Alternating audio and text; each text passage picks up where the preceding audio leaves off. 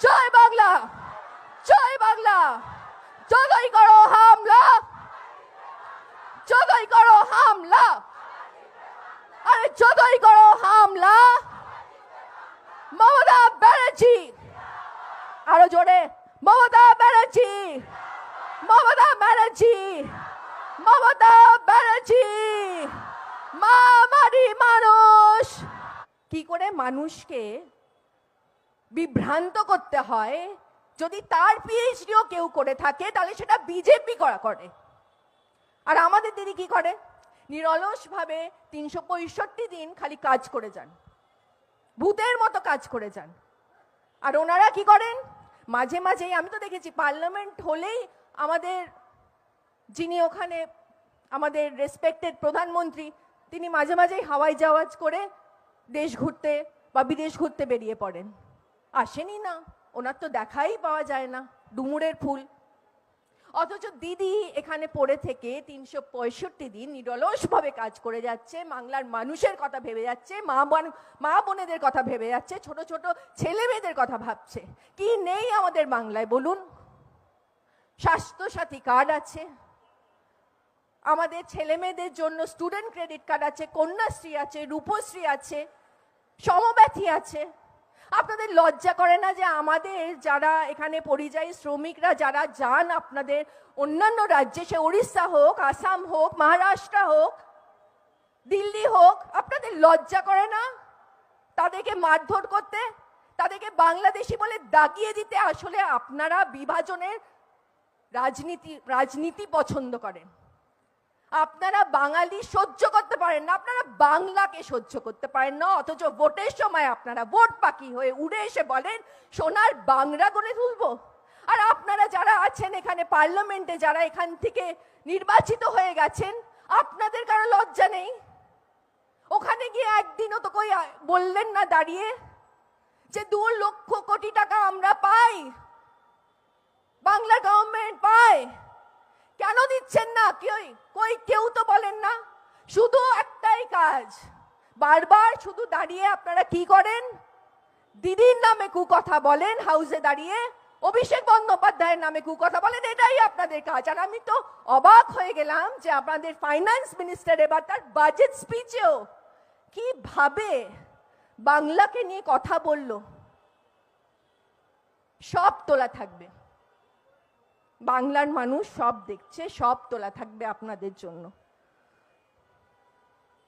আপনাদের কাজ হচ্ছে জিনিসের দাম বাড়ানো। এই যে আমার পেছনে দেখুন, আজকে 60 টাকা বাড়িয়ে দিয়েছেন গ্যাস সিলিন্ডার। আপনাদের আমি জানি না, কিন্তু আমার তো খুব চিন্তা হচ্ছে যে আবার এই সামনের মাসে গ্যাস আসবে, 60 টাকা বেড়ে গেল, আবার আমাকে আমার সংসারের হিসেবের খাতা খুলে বসতে হবে যে কোথা থেকে কি করব, সেই হিসেব করতে হবে। আপনাদের করতে হবে তো?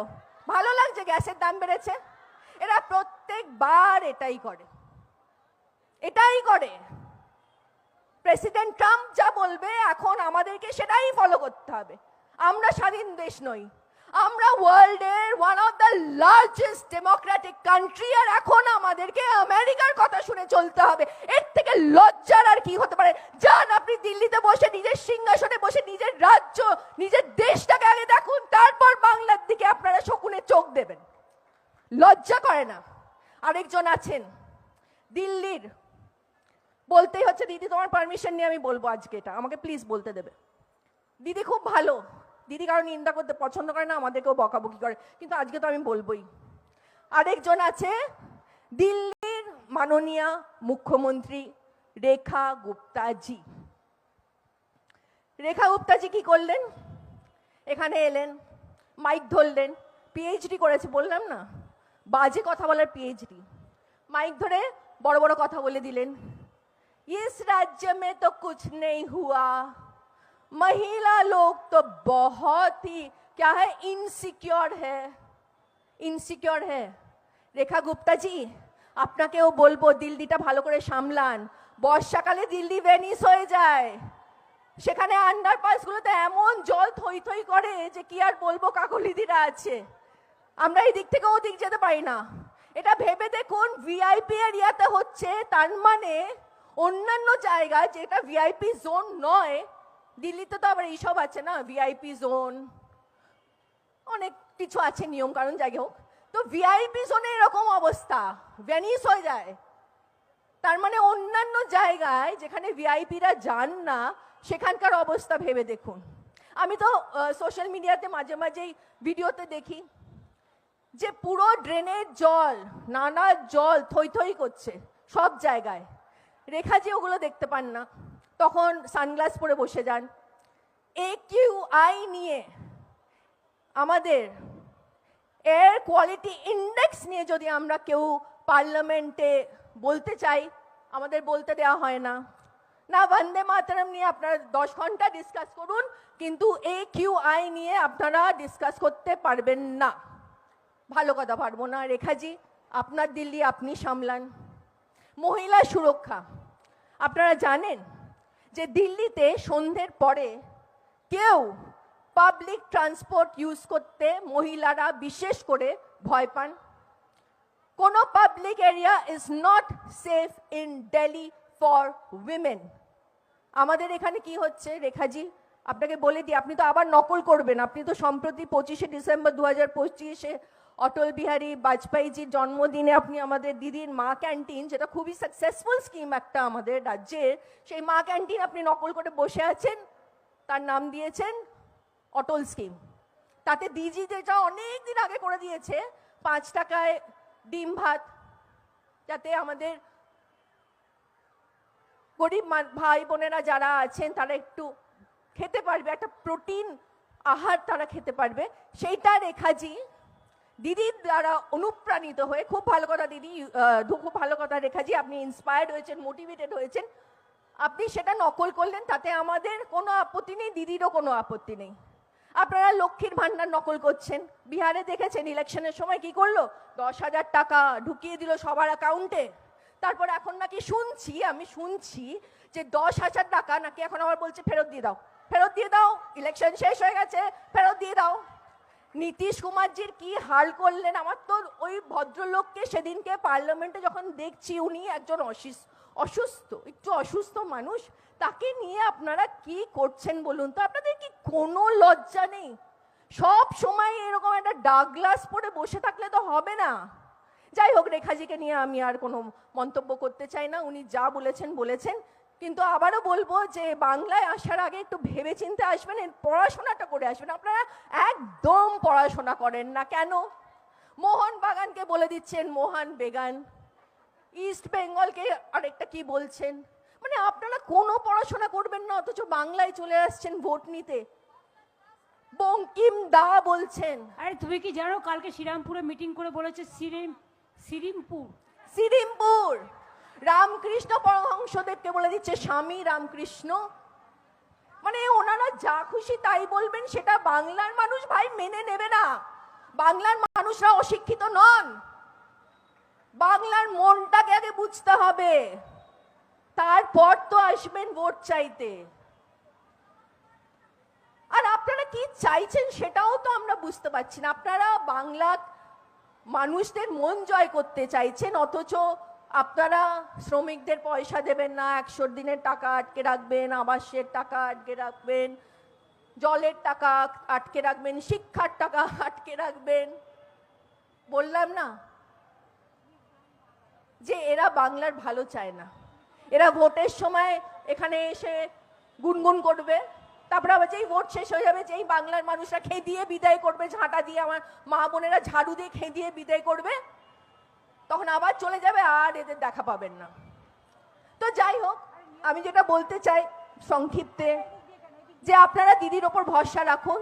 যেভাবে এতগুলো বছর 2011 থেকে 2026 অবধি রেখে এসেছেন, আর আমি জানি যে আপনারা দিদির ওপর ভরসা রাখবেন, আগামী দিনেও রাখবেন। দিদি যেভাবে কাজ করে যান, আমরা দেখেছি, বন্যা হোক দিদি পৌঁছে যায়, ঝড় হোক দিদি পৌঁছে যায়, এমনকি কোভিডের সময়ও আমরা দেখেছি কোনো রাজ্যের মুখ্যমন্ত্রীকে কিন্তু আমরা কোভিডের সময় দেখিনি, যেভাবে দিদি কোভিডের সময় গিয়ে চক দিয়ে গোল গোল জায়গা এঁকেছিলেন। মনে আছে আপনাদের? মিডিয়া যারা দাদারা আছেন, মনে আছে তো? আছে, সবাই হাসছে, আছে। সেই জন্য আপনারা বিভাজনের রাজনীতি করুন, ধর্ম নিয়ে যত পারেন নোংরামি করুন, দাম বাড়ান, সবকিছু করুন। আমরাও জানি যে কিছু কিছু ক্ষেত্রে আপনারা বললাম না আজকাল ট্রাম্প ছাড়া কিছুই হচ্ছে না। সেই জন্য বলবো বাংলার মা মাটি মানুষকে একটু শান্তিতে বাঁচতে দিন। আমাদের মহিলারা এখানে সুরক্ষিত আছেন, ভালো আছেন, আর এই শহরকে আরো সুরক্ষিত করার জন্য দিদিকে ধন্যবাদ জানাবো আজকে আন্তর্জাতিক নারী দিবসে, যে দিদি আমাদের শহরের মহিলারা যারা বেশি রাত করে বাড়ি ফেরেন কাজের ক্ষেত্রে থেকে, যেমন আমাদের হসপিটালে ডিউটি করে ডাক্তাররা ফেরেন, মহিলা ডাক্তাররা ফেরেন, নার্সরা ফেরেন, আমাদের এই যে আমরা সবাই আছি আমাদের টলিউড টলিউড ইন্ডাস্ট্রির আমরা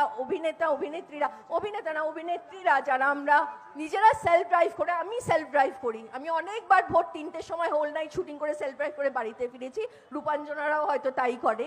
আমাদের মতো যারা অনেকে এয়ার হোস্টেসের কাজ করে তারা দেরি করে ফেরে, যারা হোটেলে কাজ করে, যাই হোক এগুলো আমি এক্সাম্পল দিচ্ছি। আমাদের মতো ওয়ার্কিং লেডিসদের জন্য দিদি কি করেছে, পিঙ্ক বুথ আর শাইনিং বলে যে পেট্রোলিং গাড়ি, সেটা শাইনিং রাত 10টা থেকে রাত 2টো অবধি চলবে শহরের বিভিন্ন জায়গায়।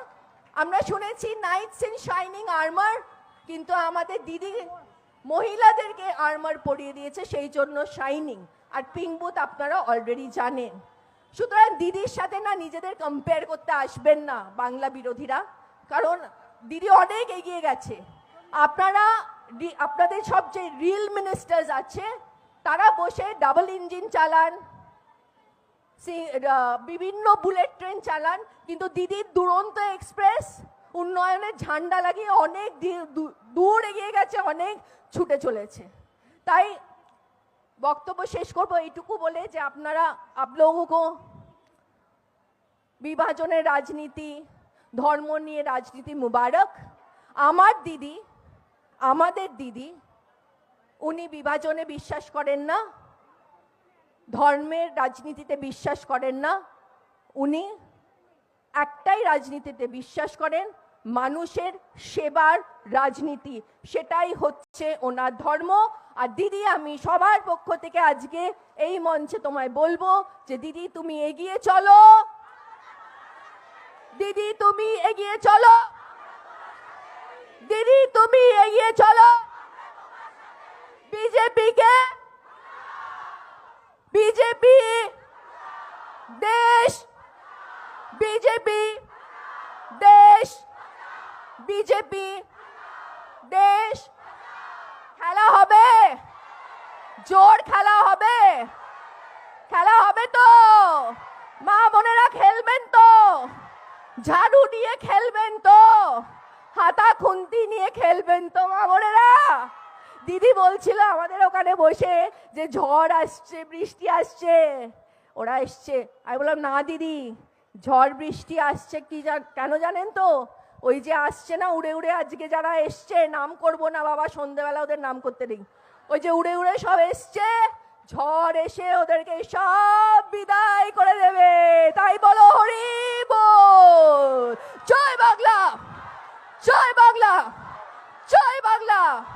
যতই করো হামলা, যতই করো হামলা, আরে যতই করো হামলা, মমতা ব্যানার্জি, আরো জোরে, মমতা ব্যানার্জি, মমতা ব্যানার্জি, মমতা ব্যানার্জি। মা মারি মানুষ, মা মারি মানুষ, মা মারি মানুষ। ধন্যবাদ।